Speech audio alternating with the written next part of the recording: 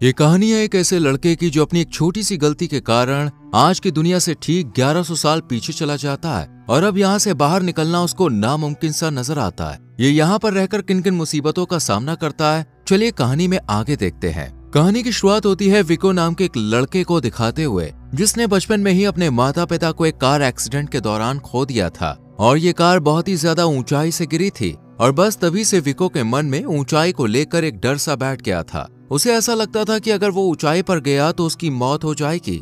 इसी वजह से वो स्कूल की तरफ से पिकनिक पर जाने में भी बहुत घबराता है। दरअसल आज सभी स्टूडेंट्स ने पहाड़ पर जाकर सूर्य ग्रहण देखने का प्लान बनाया था, लेकिन विको अपने इस डर की वजह से इस ट्रिप का हिस्सा नहीं बनना चाहता था। वो इसके बारे में सोच ही रहा था कि इतने में यहाँ विको की माँ आ जाती है और उसे समझा बुझाकर किसी तरह ट्रिप पर जाने के लिए मना लेती है, जिसके बाद विको तैयार होने के लिए चला जाता है। इधर दूसरी तरफ हम एक तांत्रिक को देखते हैं जो एक जादुई पत्थर को पाने के लिए किसी तरह की पूजा कर रहा था ताकि उसके जरिए वो पूरी दुनिया पर राज कर सके। कुछ देर की मेहनत के बाद तांत्रिक का जादू एक ड्रैगन का रूप ले लेता है जो ठीक उसी ड्रैगन की तरह था जैसा विको की जैकेट पर बना हुआ था। वहीं अब हम विको और सभी स्टूडेंट्स को पहाड़ पर जाते हुए देखते हैं जहां विको के साथ उसका एक दोस्त भी था। ये स्टूडेंट्स लगातार पहाड़ की तरफ जाने के लिए आगे बढ़ते रहते हैं और कुछ दूर चलने के बाद इन्हें एक ब्रिज दिखाई देता है जिसे सब एक एक करके क्रॉस करने का प्लान बनाते हैं। पर जब विको का नंबर आता है तो वो पहले तो बड़े ही जोश के साथ ब्रिज पर चलने लगता है, लेकिन फिर अचानक अपने डर की वजह से बीच में ही रुक जाता है। ये देखकर सभी स्टूडेंट्स उसका मजाक बनाने लगते हैं, जिसके बाद विको का दोस्त उसकी मदद करने के लिए आगे बढ़ता है और किसी तरह उसे वापस खींच लेता है। पर विको अब एक भी मिनट यहाँ नहीं रुकना चाहता था, इसलिए वो यहाँ से भागकर एक चट्टान के पास आकर बैठ जाता है। विको का दोस्त भी उसका पीछा करते करते उसके पास आ जाता है और उसका मूड ठीक करने के लिए उसके साथ हंसी मजाक करने लगता है। लेकिन इसी दौरान सूर्य ग्रहण का टाइम हो जाता है और सूर्य ग्रहण के शुरू होते ही पूरी जमीन हिलने लगती है, जिस वजह से विको के दोस्त का पैर स्लिप हो जाता है और वो पहाड़ से नीचे गिरने ही वाला होता है कि तभी एक चट्टान को पकड़ लेता है। लेकिन वो इस बात को अच्छी तरह जानता था कि वो इस तरह से ज्यादा देर तक नहीं बच पाएगा। इधर जब विको अपने दोस्त को मौत के मुंह में जाते हुए देखता है तो वो उसकी मदद करने का फैसला करता है, पर डर की वजह से उसके पैर आगे नहीं बढ़ पाते, जबकि विको का दोस्त लगातार उससे हेल्प मांगता रहता है। पर इससे पहले कि विको कुछ कर पाता, अचानक उसके पीछे की दीवार टूटने लगती है और उसमें एक पोर्टल खुल जाता है और फिर वो पोर्टल विको को अपने अंदर खींच लेता है, जिसके बाद विको एक अनजान जगह पर आकर गिरता है और उसे पता भी नहीं चलता कि वो 1120 साल पुरानी दुनिया में आ चुका है। विको जैसे ही पोर्टल के जरिए बाहर निकलने की कोशिश करता है, वो पोर्टल अपने आप बंद हो जाता है, जिस वजह से वो यहीं पर फंस जाता है। लेकिन तभी उसकी नजर ओलेश्को नाम के एक आदमी पर पड़ती है जो अपनी गर्लफ्रेंड के लिए फूल इकट्ठे कर रहा था। पर अचानक कुछ सिपाही आकर पीछे से उस पर हमला कर देते हैं, जिनका ओलेश्को डटकर मुकाबला करता है। इतने में ही यहाँ उन सिपाहियों का लीडर एंटिको भी आ जाता है, जो अपने साथियों के साथ मिलकर ओलेश्को को अपना बंदी बना लेता है। वहीं विको जो दूर खड़ा ये सब देख रहा था, अचानक उसका पैर चट्टान से फिसल जाता है और उसका मेगाफोन स्टार्ट हो जाता है, जिसमें से निकल रही आवाज सभी सैनिकों का ध्यान भटका देती है और इसी मौके का फायदा उठाकर ओलेश्को यहाँ से भागने में कामयाब हो जाता है। पर जाते जाते वो विको को भी अपने घोड़े पर बैठाकर अपने गांव ले जाता है। पर गांव वाले जब उसे देखते हैं तो उन्हें विको पर शक होता है कि कहीं ये कोई जासूस तो नहीं है, इसलिए वो उसे एक कमरे में कैद कर देते हैं। इसके बाद हम एंटिको को उसी तांत्रिक के पास देखते हैं जिसे हमने मूवी की शुरुआत में देखा था। यहाँ एंटिको उसे विको के बारे में बताता है, जिसके बाद तांत्रिक फौरन उसे आग से एक ड्रैगन बनाकर दिखाता है और उस ड्रैगन को देखकर एंटिको कहता है कि ऐसा ही निशान उस लड़के की जैकेट पर भी था। ये सुनकर तांत्रिक की खुशी का कोई ठिकाना नहीं रहता, क्योंकि अब उसे पता चल चुका था कि विको ही वो लड़का है जो उसे स्टोन ऑफ पावर तक पहुंचा सकता है। इधर एक कमरे में बंद विको अपना फोन इस्तेमाल करने की कोशिश करता है, लेकिन सिग्नल ना आने की वजह से वो काफी उदास हो जाता है। पर तभी यहाँ ओलेंका नाम की एक लड़की उसके लिए खाना लेकर आती है और जब विको उससे इस जगह के बारे में पूछता है तब वो बताती है कि ये 1120 का समय है। ये सुनते ही विको समझ जाता है कि वो उस पोर्टल की वजह से टाइम ट्रेवल करके अतीत में पहुंच गया है। अभी वो ये सब सोच ही रहा था कि उसके पास ओलेश्को आकर उसे बताता है कि कल उसे गांव वाले अपने देवता के पास ले जाएंगे और वहीं उसका फैसला करेंगे कि वो बेगुनाह है या फिर नहीं। अब अगली सुबह वो लोग विको को एक झील में फेंक देते हैं, जहां वो एक क्रिएचर को अपनी तरफ आते हुए देखता है जो उसे मारने के बजाय झील से बाहर फेंककर विको को बेगुनाह साबित कर देता है और गांव वाले उसे अपने साथ रखने के लिए राजी हो जाते हैं। जिसके बाद विको उन्हें उसे पोर्टल के बारे में बताते हुए कहता है कि वो फ्यूचर से आया है, लेकिन कोई भी उसकी बात का यकीन नहीं करता। फिर गांव के एक इन्वेंटर ओवजी उसे बताते हैं कि जिस पोर्टल से वो आया है वो सिर्फ सूर्य ग्रहण पर ही खुलता है, पर कुछ ऐसे तांत्रिक भी हैं जो उसे खोल सकते हैं, लेकिन उन तक पहुंचना आसान नहीं है। अगले ही दिन हम विको को ओलेश्को के साथ देखते हैं, जहां वो उसे तलवार चलाना सिखा रहा था ताकि वो वक्त आने पर अपनी रक्षा कर सके। इसी दौरान ओलेश्को एक नक्शा बनाकर विको को उस जगह के बारे में बताता है जहां वो तांत्रिक मिल सकता है। ये जानने के बाद विको अकेले ही उस तांत्रिक को ढूंढने के लिए निकल जाता है। वहीं दूसरी तरफ तांत्रिक एक पक्षी को विको पर नजर रखने के लिए भेजता है। इधर विको जैसे ही आगे बढ़ता है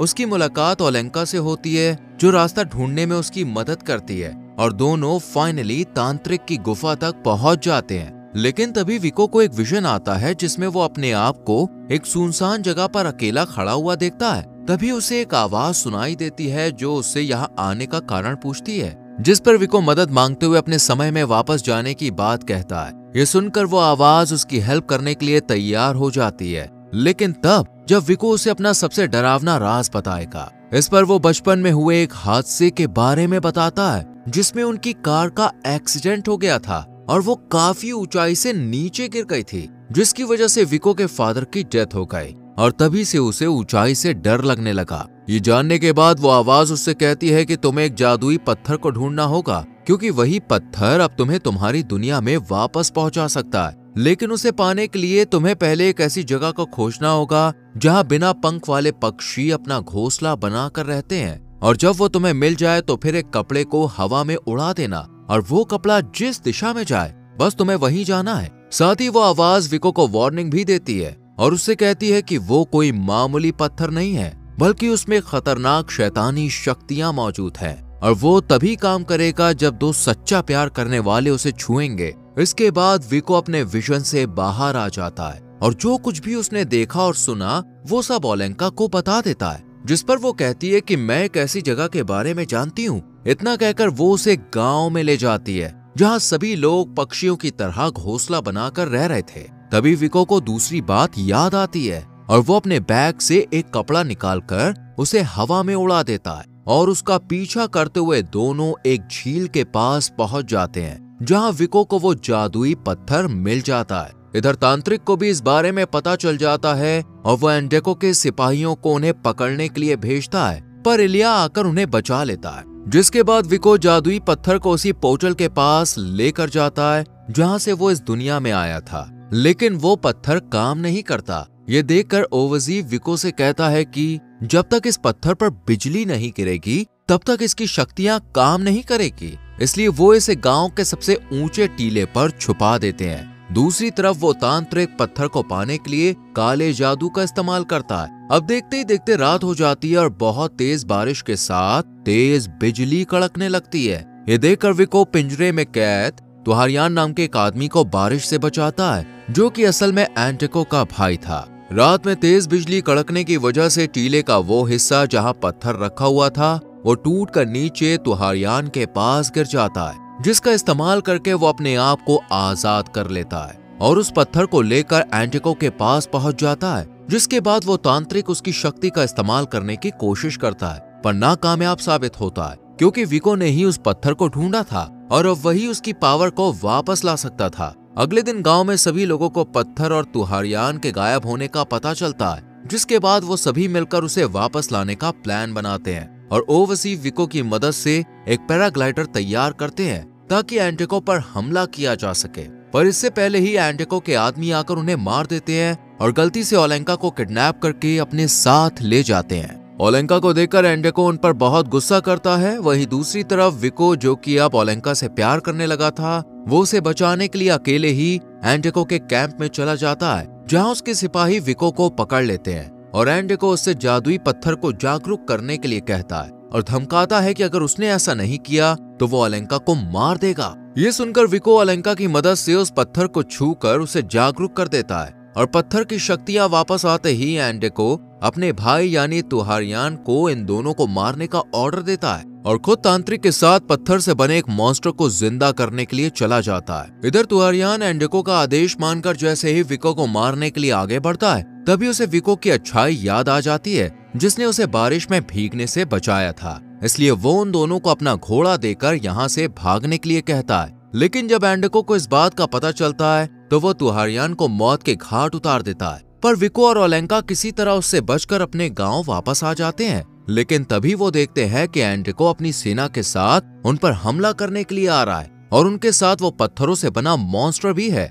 सभी गांव वाले मिलकर मॉन्स्टर को रोकने की कोशिश करते हैं, लेकिन उनके सारे वार बेकार हो जाते हैं। इसके बाद उनकी नजर तांत्रिक पर पड़ती है जो उस जादुई पत्थर की मदद से मॉन्स्टर की शक्ति को काबू कर रहा था। यानी वो उस पत्थर के जरिए मॉन्स्टर को मॉनिटर कर रहा था। ये देखने के बाद ओलेश्को मॉन्स्टर को नदी में गिराकर उसे खत्म करने के बारे में सोचता है। इसलिए वो मॉन्स्टर के सामने आकर उसका ध्यान अपनी तरफ अट्रैक्ट करने की कोशिश करता है और मॉन्स्टर भी उसके पीछे पीछे नदी के पास पहुंच जाता है। नदी के पास पहुंचते ही ओलेश्को एक चाल चलता है। वो पहले खुद नदी में कूदता है और फिर बड़ी समझदारी से मॉन्स्टर को भी नदी में गिरा देता है। ये देखकर सभी गांव वालों को लगता है कि वो मारा गया, इसलिए वो खुशी मनाने लगते हैं। पर तभी उनकी नजर आसमान पर पड़ती है जहां एक बार फिर सूर्य ग्रहण शुरू होने वाला था।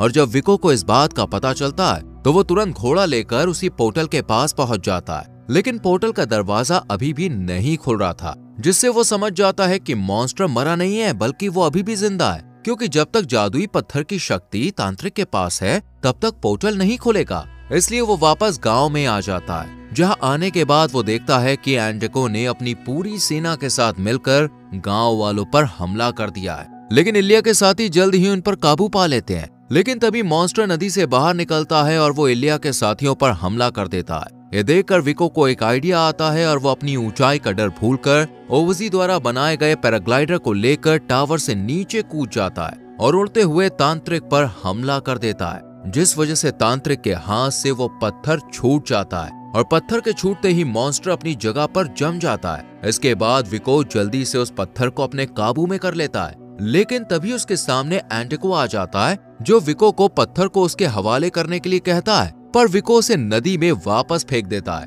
जिस वजह से मॉन्स्टर भी कई टुकड़ों में टूटकर खत्म हो जाता है। ये देखकर एंडिको को बहुत गुस्सा आता है और वो विको को मारने ही वाला होता है कि तभी यहाँ ओलेश्को आ जाता है और एंडिको को मार देता है। वहीं अब विको दोबारा उसी पोर्टल के पास आता है और ओलेंका को अलविदा कहकर अपने टाइम में वापस लौट जाता है। पर लौटने के बाद उसे पता चलता है कि वो उसी समय पर वापस आया है जिस वक्त वो वहां से गायब हुआ था। यानी अब भी टॉम उसी चट्टान पर लटका हुआ था, जिसके बाद विको उसे बचा लेता है क्योंकि अब उसका ऊंचाई का डर खत्म हो चुका था। इसके बाद हम मूवी के आखिरी सीन में देखते हैं कि विको एक पुराने पत्थर को छू रहा है और उसी समय अतीत में ओलेंका भी उसी पत्थर को छू रही है और इसी के साथ मूवी खत्म हो जाती है। वेल दोस्तों, अगर आप भी विको की तरह 1120 साल पीछे चले जाते तो आप इस जगह क्या करते?